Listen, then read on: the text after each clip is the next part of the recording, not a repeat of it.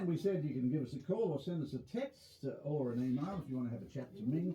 And Chris of Mainlands has chosen to do just that. Good evening to you, Chris. G'day, Chris.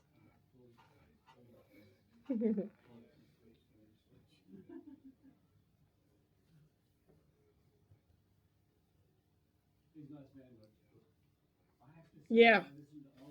It's a software package. Harvey's given me a look, and it's like it's a software package for drawings. It's kind of like Adobe. You're still giving me a blank look, anyway. I know what Adobe is. We're here. Sorry, we're just giving it hanging shit on each other.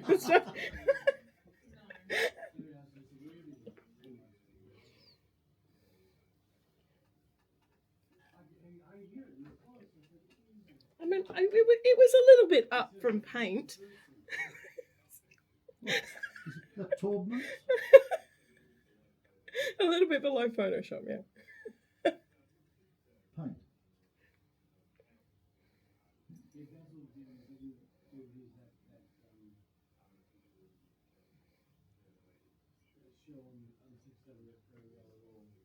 Oh, yeah.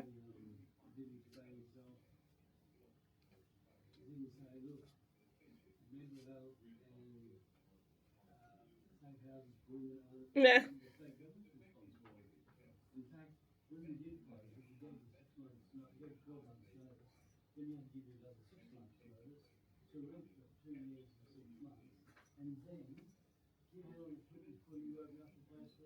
Yeah. Yeah.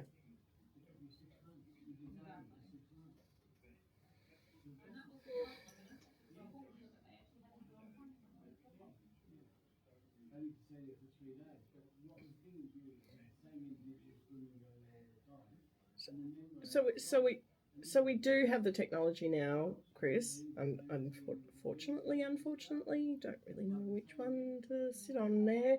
The challenge that we have is it's whoever's holding the tools, and like I'm always encouraging everybody to engage with it as much as humanly possible, because the more that you engage, the more that you inform, the more that it's not just left to the bad actors in technology to deal with all of this stuff. So I'm always positive of the technology and weary of the human, which is bothersome. This is a conversation that's been going on in the security space for quite some time. Certainly, I've been involved in those conversations for the better part of 6 to 7 years. And one of the things that we've often said in closed circles and closed conversations is the challenge is not the world leaders that are on the stage that we kind of can account for, because cameras are on them all the time. They're always visible. The challenge is actually more to do with the people that aren't so visible but have positions of power or responsibilities. And we can't always account for where they are or what they're doing, or, so that digital footprint becomes more important, I guess. And certainly, as much as it is a concern, Chris, it's definitely been a conversation in security circles, and they're definitely trying to come up with ways to detect or ways to prove that this technology has questionable, or, those videos are questionable, but the other challenge to this is social media runs with things so quickly, and people convince themselves of things so quickly that, sorry, that was a very long answer to a question. How do you feel about that, Chris?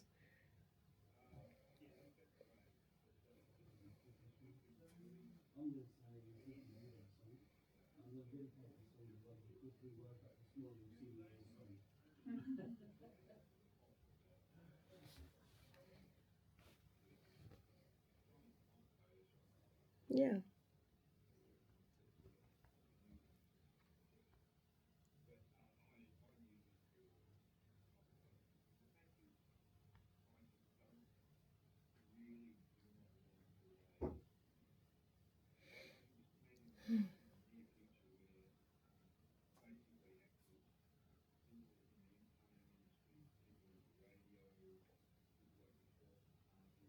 Yeah. Yeah. Yeah, I imagine that it would be, and I think we all share that. Chris, good on you, mate. Thank you for your call. You talk about AI. Chris has brought up a very good point, and I know you've got a lady here, Yes. born in 1976, called Fei Li. Did I pronounce that correctly? You did. Fei Li. Yes. She's the architect of AI Vision. I quite enjoy the fact that she's not that much older than me. So she created ImageNet, which is a massive database that revolutionized AI and computer vision, and she co-founded AI for All in 2017, which is a non-profit dedicated to increasing diversity in AI. At the moment, she's recognized as one of the most Time 100 AI most influential people. That was in 2023. And she received the Intel Lifetime Achievement Innovation Award. The challenges, as always, is that, she was a female immigrant into America, and she's very much in a male-dominated AI research field. And she faced a lot of skepticism about her ideas, especially around democratizing AI, which is democratizing is really just about making it more accessible. So instead of competing with industry giants, she built a movement to make AI more inclusive.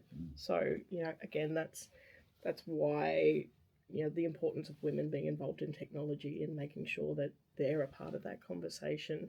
Certainly the security concerns that Chris raised previously is something that's a concern for a lot of us, in terms of break these stereotypes. The stereotypes of technology and women.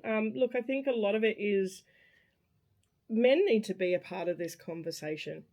There's a big piece to that in terms of I've had wonderful male leaders that have along the way coached me and supported me in my technology journey.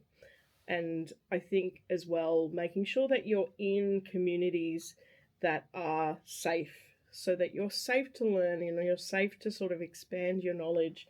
That more access to programs and access, like safety for women often is the challenge, where women don't feel safe in being smart. Like one of the women that I employed at one point, she would deliberately come into work and make herself silly or stupid because she thought that if she was a smart woman in the business that she would be a threat to someone. And hilariously, my partner Derek was the one that turned around to her and said, "You don't have to do that here. One, the women run the show, and two, we're a matriarchy, not a patriarchy." So, and that was coming from the man in the business. So, there was a big piece to that where a lot of the time women continue on because they've come out of a toxic workplace, gone into a new one, and made themselves smaller because they don't feel like they're safe to be smart. Indeed. We were going through some of these marvellous women who have had so much to do with the evolution of technology over the years. And Chris, of course, he brought up the subject of AI, a very interesting subject, and thanks for dealing with that. But Annie, I don't think we spoke about Annie Easley, did we? No, we didn't. No, we jumped to AI. So Annie Easley, she's a rocket scientist, which I love so much, and a computer programmer. Her key contributions were 1955 and 1989. So she joined the NASA program in 1955 as a mathematician and a computer programmer. She worked on the Centaur rocket project during the 60s and 70s. This influenced modern spaceflight and a hybrid car battery technology. So she faced racial and gender discrimination as well. She was frequently overlooked for promotions and had to fight for recognition. So she stayed determined and continued to work on cutting-edge technology, and she mentors young scientists to ensure more women and minorities have opportunities in STEM. Wonderful. And for those that don't know what STEM is, it's science, technology, engineering, mathematics. Right. Nothing to do with stem cells. No. That's right. So it's to encourage people into those kind of technology fields. And the thing is we can't look at any role in any business anymore without the use of technology. It's so much a part of our existence right now. So we really need to make sure that we're keeping our girls involved and engaged. Sure. Couple of things just before we let you go, and you can sort of get stuck into the cheese and olives out there. Cheese. Cheese, please. The Marketing Jumpstart. Tell us how people can access that. Marketingjumpstart.com.au is our main website. It's about to go through a big overhaul and an update. We're focusing on small business support, professional businesses, and non-profit. My background, I've actually worked with non-profits for the better part of 20 years, and so we help them a lot to get their digital roadmap and their websites and all of their marketing sorted out so they can do their good work around the world. Fantastic. And you mentioned briefly your other enterprise, which is Villainy Beauty. Beauty. Tell us a bit about that. I need to visit you there. I think we need something. So Villainy Beauty is an inclusive beauty studio. We have inclusion for people who are neurodiverse, so anybody who is autism spectrum, ADHD, PTSD, acronyms, all of the acronyms, and we're trying to collect them all. So we've built a business that's basically to support everyone who's ever felt like they couldn't walk into a beauty salon without getting judged. We're based in Queen's Park, and my wonderful business partner, Annie, she does an incredible job of making people feel great about themselves. Terrific stuff. Oh boy, we've learned so much tonight, as you always do in your segment. Ming, thank you for that, and we'll probably catch up next week at Villainy Beauty. I'll see you there. We'll certainly be back with us very soon on Remember When. Thanks, Harvey.